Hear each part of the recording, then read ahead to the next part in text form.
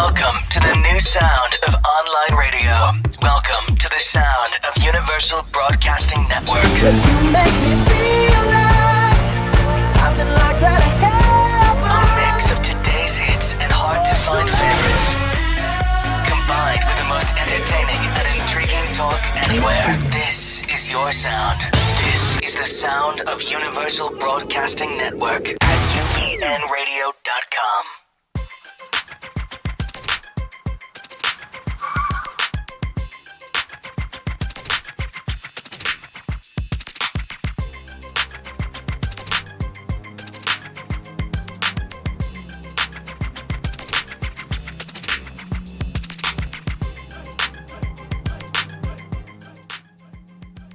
It's time for the Bonnie Sher Show, a whirlwind of wit, wisdom, celebrity, and the boomer life.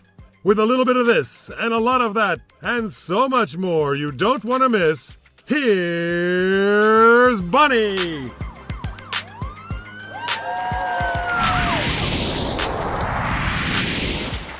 Well, hello, and thank you for joining us. I'm your host, Bonnie Sher.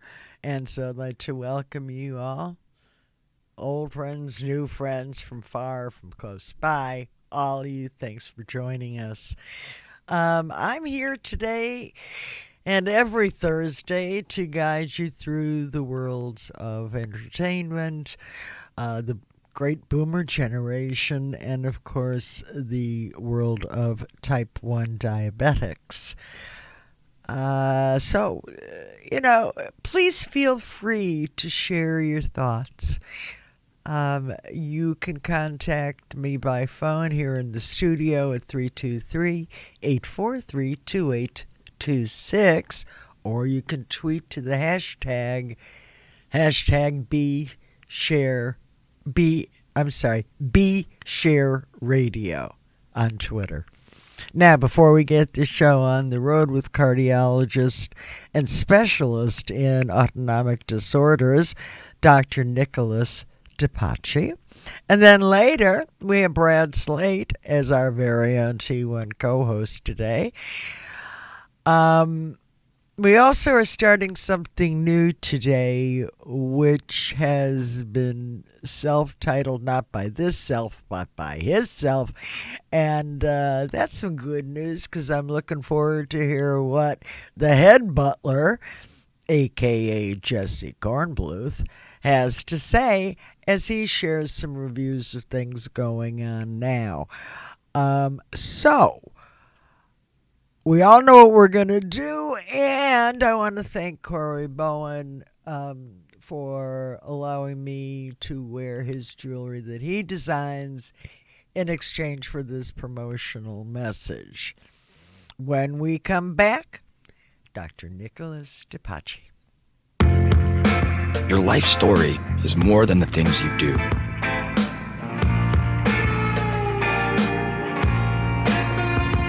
It's a story built on the moments you make today and the impact you have on others.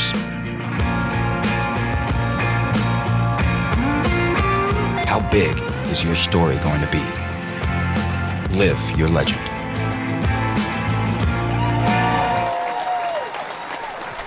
And we're back. Dr. Nicholas DePace is here with us today. I can see him right now. And yeah, woo-hoo! And just to give you a little background, in case you weren't up last night reading all about him, but I was, and impressed as well. But what do I know? Doctor has authored 2 books that I've seen, or co-authored. One is entitled The Heart Repair Manual, and the other is actually the first textbook in the treatment of autonomic dysfunction, and it's called Clinical Autonomic Dysfunction. Hey, Dr. DePace, did I get it right so far? Well, you're right on the money. Boy, oh boy, am I glad. I would have been really embarrassed. Wouldn't have been the first time. Dr. DePace, for our listeners who aren't familiar, I mean, I think they all know what their hearts are. But could you give us a little explanation on what we're talking about when we're talking about autonomic dysfunction? Autonomic dysfunction is just that, what the words say. Your autonomic nervous system not working right. Now, what's the autonomic nervous system? That is the part of the nervous system that goes from the brain to every single organ in your body and controls the things that we don't think about. For example, you don't think about breathing. You don't think about digestion, or when you're eating, the food has to move through the GI tract. You don't think about that. You don't think about your heart beating. You don't think about sweating. They just happen spontaneously. And that's because the autonomic nervous system is working even without us controlling it or thinking about it. So that's what the autonomic nervous system is. When there's dysfunction of this nervous system, there could be problems with breathing, problems with the heart beating, problems with the blood pressure, problems with the gastrointestinal tract, and just about every organ system, the bladder, the sweat glands, and so forth. So autonomic dysfunction is important because it is the nerve fibers that go from the brain through spinal cord and other connections to all the organ systems, and can really affect our quality of life, and also can at times even be life-threatening if it dysfunctions. Indeed. We've talked about gastroparesis on the show. I was, let's see, it'll be 50 years as a diabetic this coming March. I'd say most of this, of what you've discussed, with few exceptions, began for me about 4 or 5 years ago.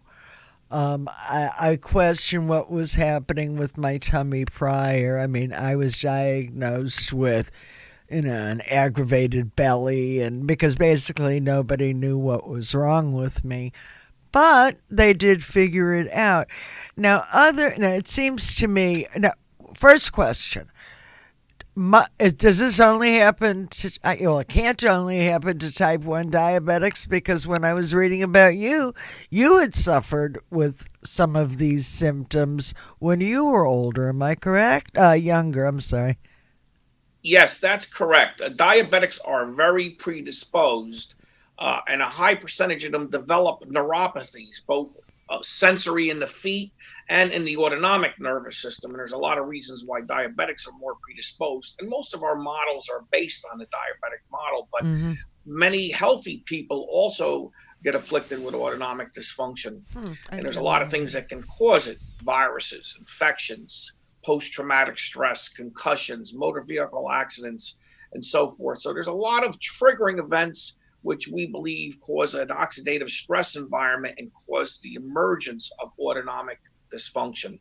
But diabetics are the most susceptible because they're vulnerable. Can it be reversed, doctor? Can any Yes, of it? yes, autonomic dysfunction can be reversed. Oftentimes not 100%, but we can get it in remission or better, 90, maybe even 90% or 80% or 95%. It's difficult to give a number. Each person is different, but the earlier you catch it, the earlier you can reverse it. And that's why we're very important on being preemptive and diagnosing it early rather than later, so that we have time to work on it. For example, in diabetics, especially type 1s, we know that autonomic dysfunction in diabetics, type 1s especially, is benefited significantly from very good blood sugar control. That's one thing. And lifestyle and antioxidant approaches. Could you explain a little more about antioxidant approaches? Yes. We believe that the major reason that autonomic dysfunction, my school of thought, autonomic dysfunction emerges is because there is damage to these small nerve fibers, these type C nerve fibers. They get damaged very easily. And especially the vagus nerve, it's a real long nerve. It's real susceptible to get damaged. And that's a parasympathetic, the thing like the brakes on the body, we call it. And they get damaged easily when there's a lot of oxidative stress. Free radicals get produced. Now, where do the free radicals come from? They come from the cellular level in these little things called mitochondria in your cells. And there's a zillion mitochondria in all your neurons in your nervous system. And they make free radicals, which actually turn on the mitochondria and damage them and damage the nerve fibers where they are. And it's a vicious cycle. To break this cycle, we need a good antioxidant buffer to prevent these free radicals that form and damage the mitochondria in the cells and then damage the nerve cells from occurring. And obviously the best antioxidant is glutathione. It's in the body, it's natural, but we can't really take it orally because it's not absorbed that well. So we try to work with other antioxidants that maybe can get to glutathione indirectly that are absorbed. And we also do lifestyle changes and dietary products that have high antioxidants, which sequester these free radicals. It eats them up. It minimizes them. And this is very important. And so we take an approach, not just in treating the symptoms, which, medicines and pharmacology can, but also trying to go at the root of the problem, which is the oxidative stress that's behind the autonomic dysfunction to begin with. It's a lot of technical terms, but basically say it's almost like your body turns on you. Now, type 1 Just diabetics how I understand feel. the concept. Yeah, the type 1 diabetics understand the concept because some people believe there's autoantibodies produced against, the islet cells of pancreas. That's autoimmunity. That's not good. Well, and same thing with autonomic dysfunction. It's not all autoimmune, but there's mechanisms that suggest there's some autoimmunity when your free radicals build up in your body and turn on your own components in your cell, like the mitochondria, and damage these neurons and nerve cells and the fatty sheaths that line the nerves, the myelin fibers, they get damaged. And so it's almost like the body's producing things that are not good, that are harming it. And so antioxidants buffer it. And that's why antioxidant approach. Now, antioxidants not just vitamins or supplements. It's diet, things in the diet you can take. It's exercise. It's stress reduction. These are things that really lower your oxidative stress that we just take for granted, and we don't really prescribe to that universally. And that's one of the approaches we take for prevention of autonomic dysfunction. But once it occurs, then you got to be a little more proactive. Then you got to use antioxidants per se in higher concentrations that you got to take supplement forms or exogenously, and you have to take aggressive exercise training programs and so forth. So it's a very detailed field. Well, I haven't heard of anybody, doctor, until I located you, who really took this particular bull by the horns and had anything to say about it. But I'm going to ask you to please hang on 1 second. When we come back, I really want to continue this conversation. So just hang with me 1 minute, and we'll actually about 30 seconds. Or no, 1 minute, and I'll be back to you. Thanks.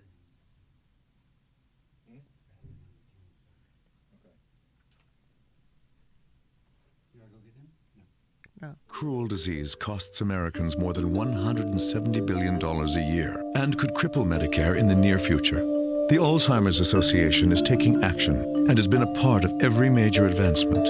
But we won't rest until we have a cure. You have plans. Help the Alzheimer's Association protect them. Act now. Go to alz.org.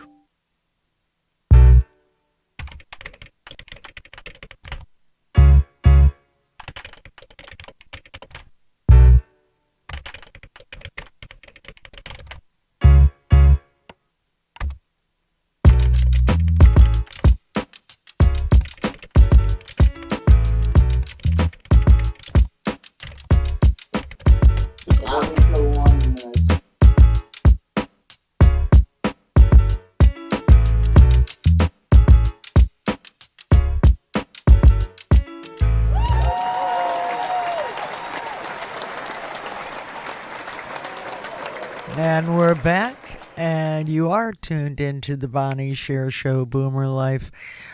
Currently, we have the pleasure of speaking with Dr. DePace. I'd like you to please, if you have a question, any conversation you'd like to bring up, please join us. You can call into the studio at 323-843-2826, or you can tweet the hashtag #BeShareRadio. So let's pick up where we left off before the break, Dr. DePace. So we were talking about free radicals. Where does one go for this treatment? Is one going to visit a cardiologist? Is one going to visit a neurologist? What specialty? Because it's not just the GI issue. It took the gastroenterologist forever to finally give me that test. Who picks up on that? Well, unless you're a dedicated autonomic specialist, you oftentimes will seek out the expertise of the field in which organ is affected because the autonomics aren't working. Let's say gastroparesis, the stomach's not moving, the vagal nerve, the vagus nerve, the parasympathetic's not working. It's getting sluggish, that nerve, and it's not making the stomach contract. And so you can't eat much. You get filled easily. You're throwing up all the time. It could be a whole spectrum from intermittent nausea and having to eat 6 meals a day because you can't eat a whole meal to people that can't eat at all and they have to go in the hospital and get stomach tubes to feed them. There's a whole spectrum. Gastroparesis is a very difficult disease to treat when it gets severe. And that's because the autonomic nervous system is not working to make the stomach contract and move the food products along. There you would see a gastroenterologist for that.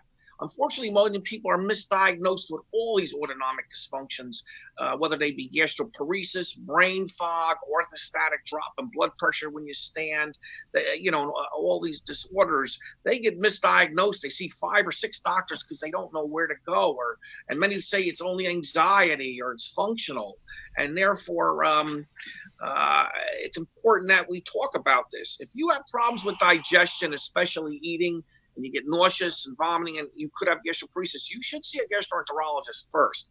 Does a gastric emptying study, which is a simple nuclear gastric test, and there are some medicines we can work with in the beginning, and also, try to then determine how bad the autonomics are, and see if there's any preventative things we can work on after that, and that's very important. Something you don't realize, chronic fatigue and depression type things and fibromyalgia, they're also autonomic system based. And people, see their family doctors that give them tranquilizers or antidepressants and think they're treating a functional disorder, when in reality, there's an abnormality to autonomics that have to be identified. So, and in those cases, you would see a specialist that deals with autonomics. Many times it's a neurologist, but there are some cardiologists like myself or endocrinologists, because the diabetics are so important, that have expertise in that area. So you should inquire with your specialist, do you have any autonomic expertise? And a good amount of them do, although they're not dedicated autonomic specialists. They do have enough knowledge to know where to get you directed. Well, before I let you go, Doctor, please share with the audience how they can follow you. I saw you on a fabulous video on Facebook where you were discussing these matters, and that's then how I reached out to you, was after seeing that. Can you give our viewer listeners the 411 on how they can get the 411? Yeah, well, we have a website to start with, Franklin Cardiovascular, it's called, which is the name of our organization in honor of Benjamin Franklin Cardiovascular.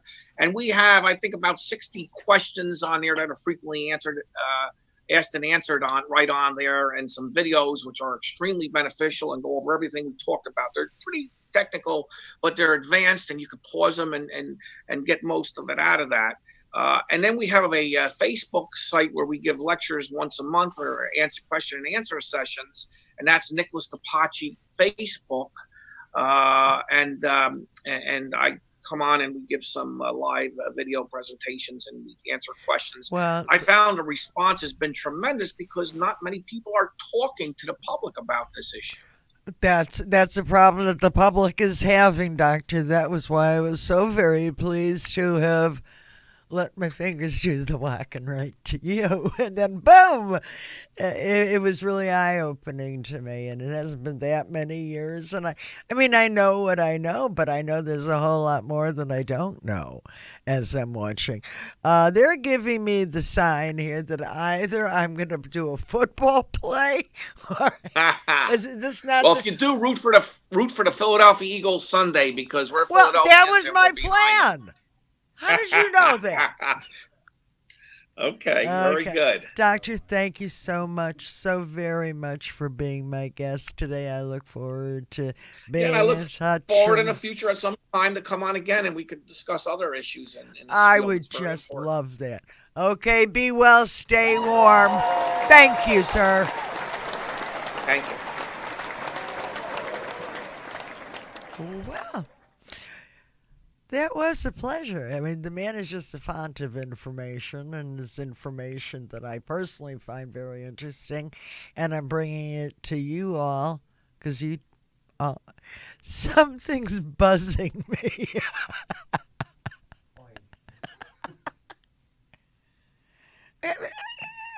Anyway, I apologize. It's a robocall. Of course it is. Okay, now what I was going to say is as we go to this break, I'd like to take a moment to mention the important work of the Diabetes Research Institute and to encourage you to please support their efforts. You can visit them online at diabetesresearch.org.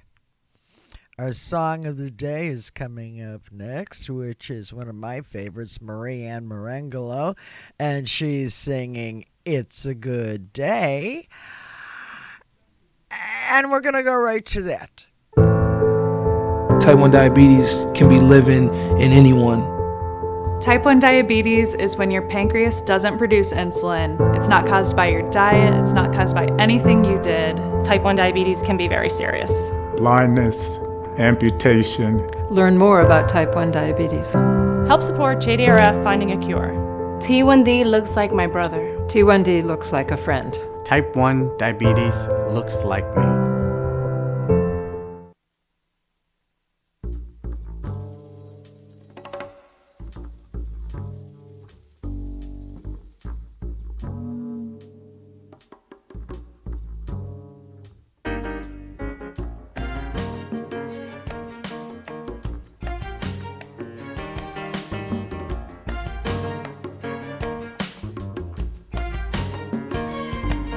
It's a good day for singing a song, and it's a good day for moving along. Yes, it's a good day, how could anything go wrong? A good day from morning till night.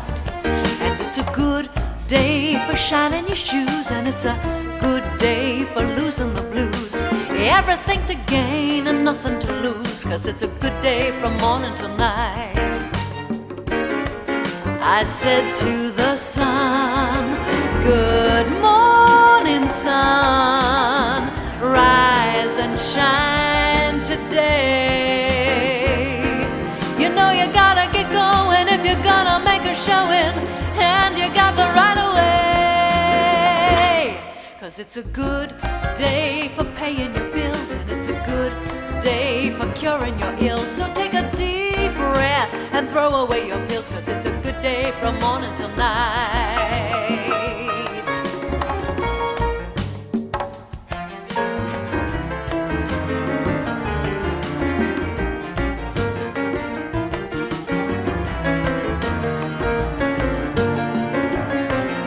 I said to the sun, good morning, sun, rise and shine today.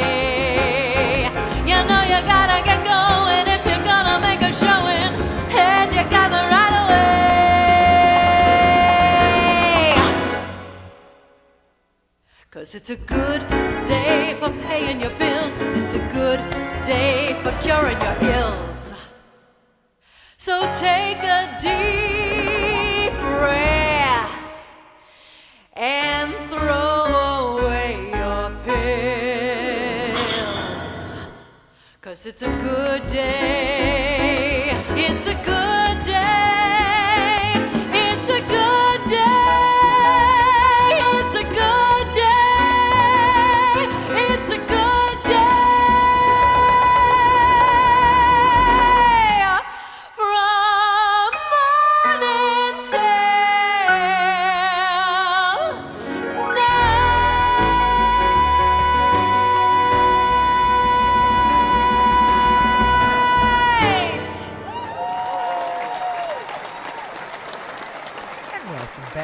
Bonnie Sher Show, Boomer Life. My co-host for this segment is Brad Slaight. You've seen him here before. You'll see him here again. And he's a member of the T1D, type 1 diabetes, that is, community, living right here in the great state of California. Welcome back, Brad. I love this audience because they're just so responsive for no reason at all. What do you mean, no reason? I pay them. You know who's here today? I'll tell you who's here today. Brant's Slaight. That's what the tag said when I checked in here at the front desk today. Brant's Slaight. That's not even a good porno name.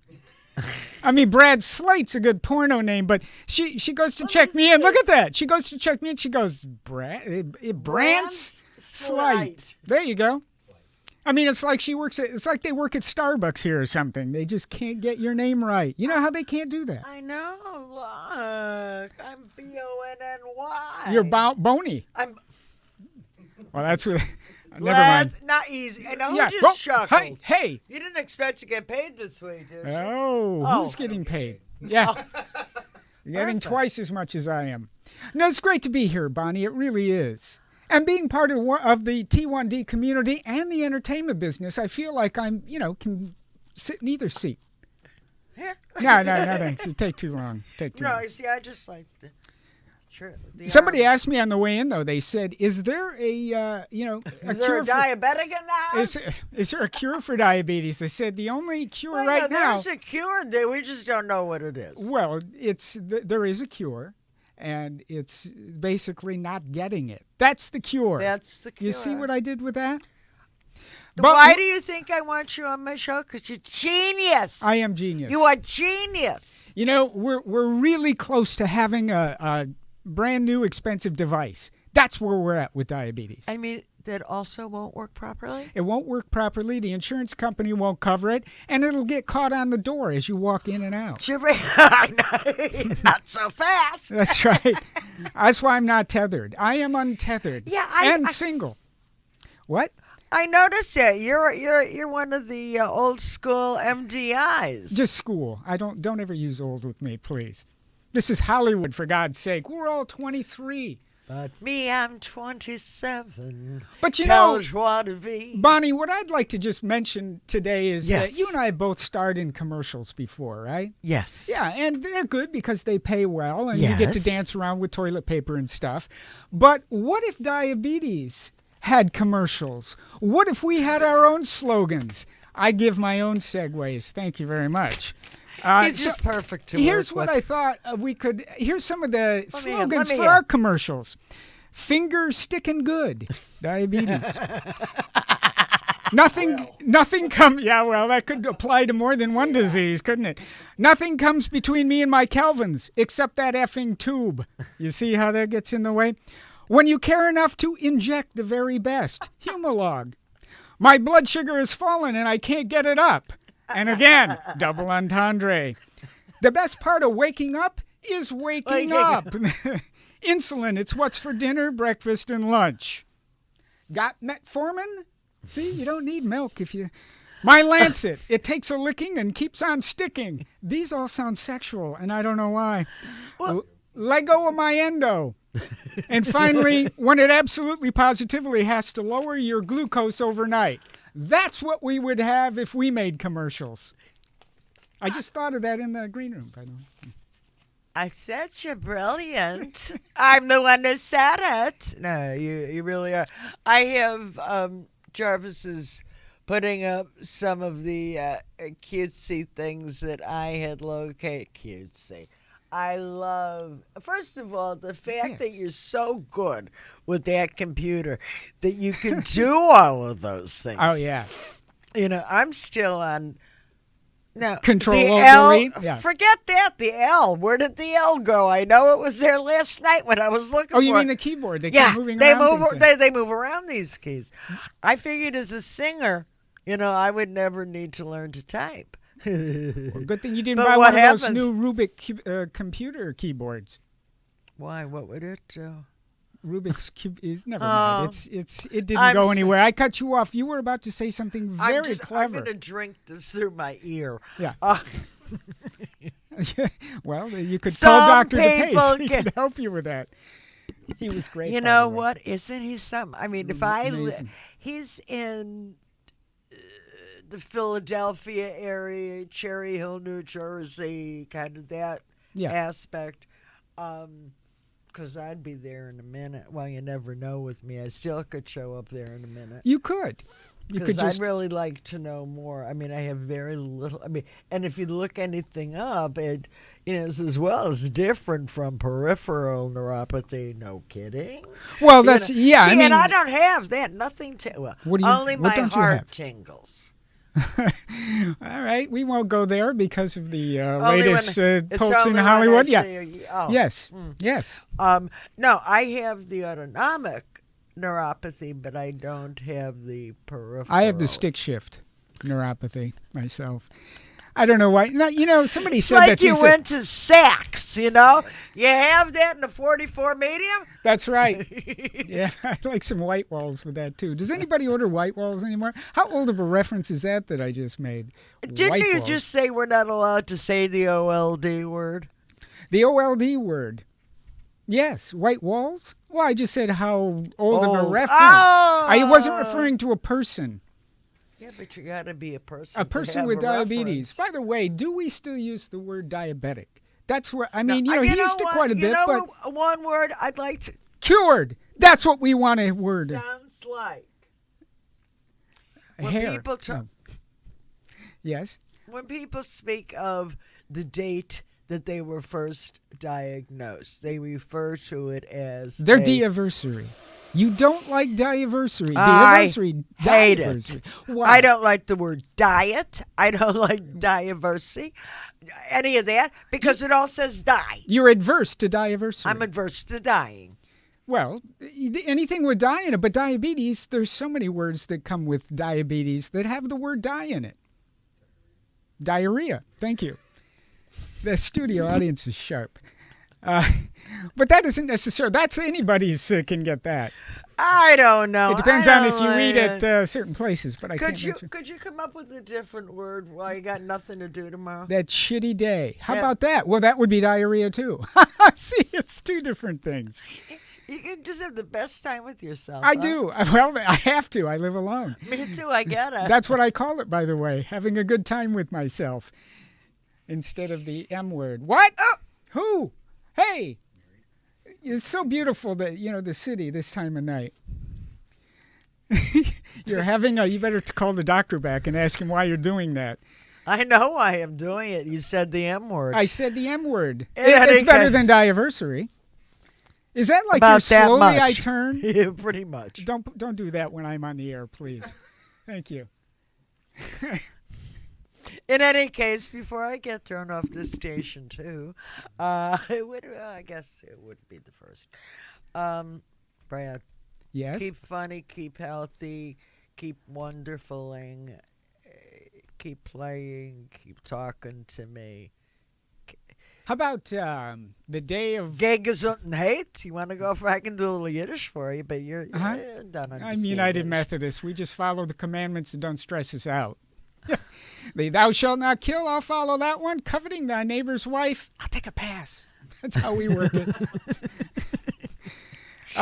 You wouldn't covet. Yeah. Because you would never covet anybody's wife, we know. We got to come up with a different word for the day that we were diagnosed. How about, diagnosed? That's another die word in there. How about, are you kidding me? How about that? Today is my official, are you kidding me? You got to be fucking kidding me. You said it. See, I was trying to play it. I mouthed it. I was just repeating what I heard. I could mime it. Damn. Well, then I'm going to invite you back when it's my day in the 21st of March. Yeah, it was the Academy We could just Awards. mime the whole show. And you could call it the best mimes of my generation. I blew the whole gig already because I was going to start out with you saying, "So, Brodsky, is Natasha." I'm Boris. I look like Boris. No, Boris. I finished with Boris. Oh. No, I needed better And guy. I'd say, and I needed diabetic. We have to wrap it up, but use that when you're hacking the next election. Now that I have the gig down. That's right. We love you. We thank you. This is Brad Slaight. Follow him on Facebook. Follow him anywhere you can. Don't follow me. You'll get lost. Happy Diversity, everybody.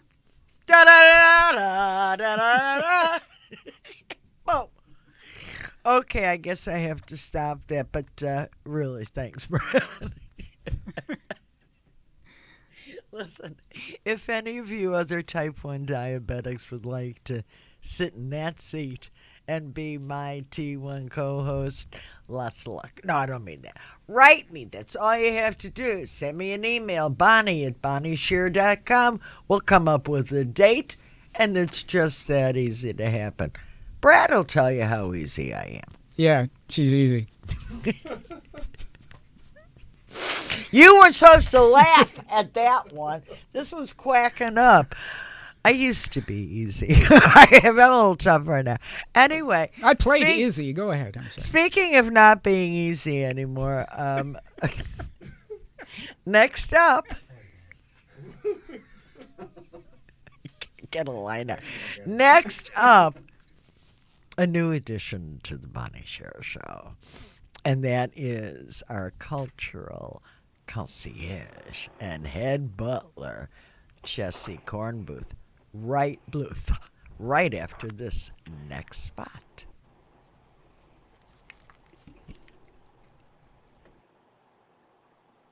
I'm a social worker. When I found out that I had hepatitis C, I was a single mother, and I was absolutely terrified. The Centers for Disease Control and Prevention, the CDC, estimates there are close to 3 million baby boomers infected with hepatitis C. Because there can be no symptoms for decades, most don't even know it. But if detected in time, Hep C can be cured, and the treatment is simple. Today I feel great. I'm a healthy 65-year-old. I bike to work. I go to the gym, and I've cleared the virus. The CDC is urging everybody born between 1945 and 1965 to get tested. It's an easy one-time blood test that may be covered by insurance. I got a disease that could have killed me, but I saved my own life by getting tested. Don't wait. Ask your doctor about getting tested for Hep C, because knowing is everything.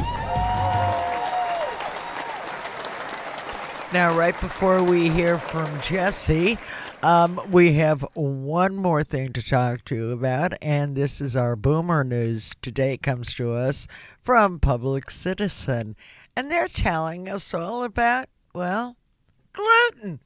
Take it away. For 3 million Americans with celiac disease, eating gluten, a protein in wheat, barley, and rye, can make them sick. Even small amounts of gluten in many products on grocery shelves can trigger painful and debilitating symptoms. Most food labels identify products containing gluten, but one widely used type of product doesn't: over-the-counter and prescription drugs.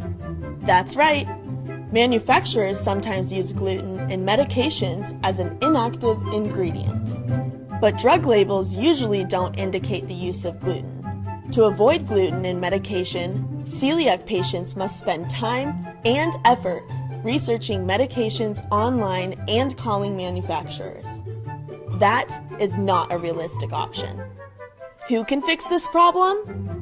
The U.S. Food and Drug Administration, which has long been aware of the issue. In 2008, a New York man with celiac disease urged the agency to ban gluten in medications, or at least to require they be labeled. The petition attracted 73 public comments, but the FDA did not act. In 2011, the FDA received another 138 comments. Still, the FDA did not act. Now lawyers at Public Citizen are representing the man in a lawsuit. The goal? To get the FDA to act on his request.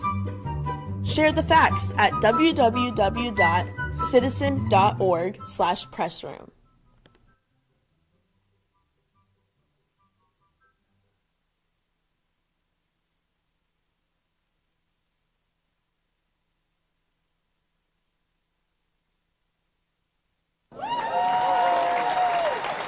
Welcome back.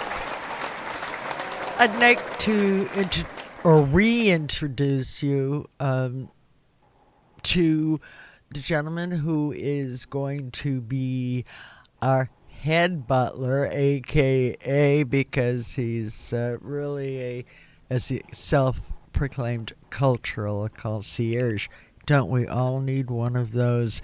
His name is Jesse Kornbluth. Hi, Jess. Hey, Bonnie. Well, Jesse, please tell us about the Bruce Springsteen on Broadway show that you saw the other night. I was among the lucky. Ooh, do tell. So let me set the stage, as it were. The audience is white and aging and well-heeled. Tickets on StubHub for Bruce sell for as much as $3,000. And as my friend and I settled ourselves in the 6th row, her ticket, not mine, and thank you, Vicky, again and again and again, I time traveled to the first time I saw Bruce, which was Nassau Coliseum, 1978. My friends and I sprang for a white limo and champagne. My date was the woman I'll always wish I'd married. Bruce had just released Darkness at the Edge of Town. And if you remember that CD and that year and who you were then, I think you just got shivers. You get shivers also when Bruce steps on stage at the Walter Kerr, because there he is, black T-shirt, jeans, shoes with rubber soles. When the screaming ends, you think, oh my God, Bruce, 30 feet away, Bruce! He's off. No introduction, no words. The opening song is Growing Up. And when you hear those lyrics with no band behind him, just one man and one acoustic guitar and sometimes a grand piano, and for 2 songs, his wife, when you hear that, you think something you never thought about Bruce, which is, damn it, he is an amazing rock poet. And the show goes on like that. 15 freshly powerful songs, some passages from his book, some scripted comments.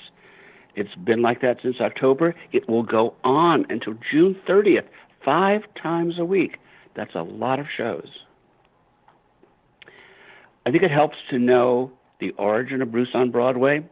It was a secret concert that Bruce gave for Barack Obama and 250 staffers in the East Room of the White House 8 days before Trump's inauguration. You can imagine, I think, the emotions, the memories, the tears in that room. The commitment to decency and sanity and the magical power of music that powered that show also powers this one. This is serious personal business for Bruce. It's the story of his evolution from a wimpy kid in Jersey to an icon of enlightened manhood who's still working out his understanding of his past. And it's serious national business for him, because this evening is a call to be courageous and involved.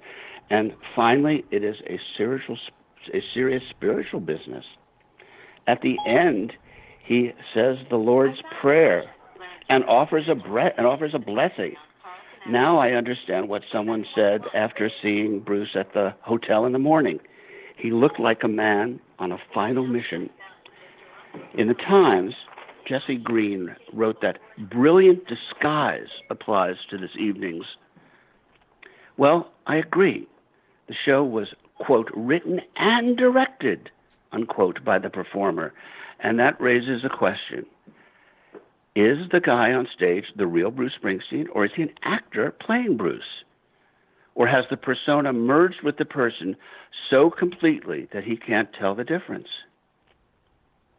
These are questions for after the show, really for the next morning, for this 2+ hour performance is a long, heavy trip. I stumbled out exhausted, exalted, and inspired, but mostly stunned. I go out looking for a masterpiece, and I rarely see one, but Bruce on Broadway, yeah, he was all that.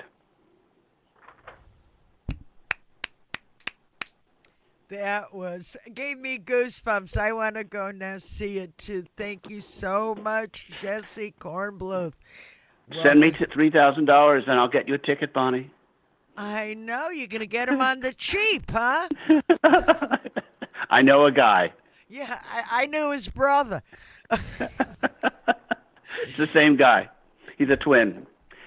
In any event, thank you so much. It's just a pleasure being a part of the vocal, family. to being a vocal head butler, which is very different from typing it up for my website. Well, I see, and I'm just the other way. Typing for me is like a foreign event. I don't type, Anyway, I'm going to move on because they're making funny faces at me. Thank you, Thank Jesse. you again. We'll see you See you next soon. week. Good. Bye.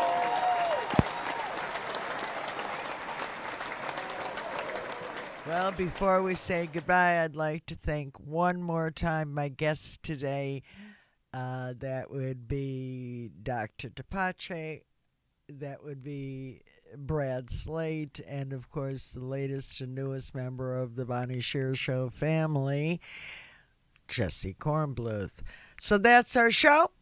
And I hope you'll visit us again next week, next Thursday, for another 50-minute trip through the land of Bonnie, through the land of baby boomers. I'm going as fast as I can. And through the type 1 diabetes community. So until then, please visit BonnieSher.com. Follow the number 1, Bonnie Sher, on Twitter. And like the Bonnie Sings Lena fan page. I'd appreciate it. Many of you are aware of the extraordinary gift I had in being an opening act and being mentored by Sammy Davis Jr. He was my boss, but he was my friend, and I miss him a lot. And so I end my show every week sort of Carol Burnett style, in a little pull of the ear and a little wink and a thing and a wink and a nod to you, Mr. D. Till next week. See y'all then.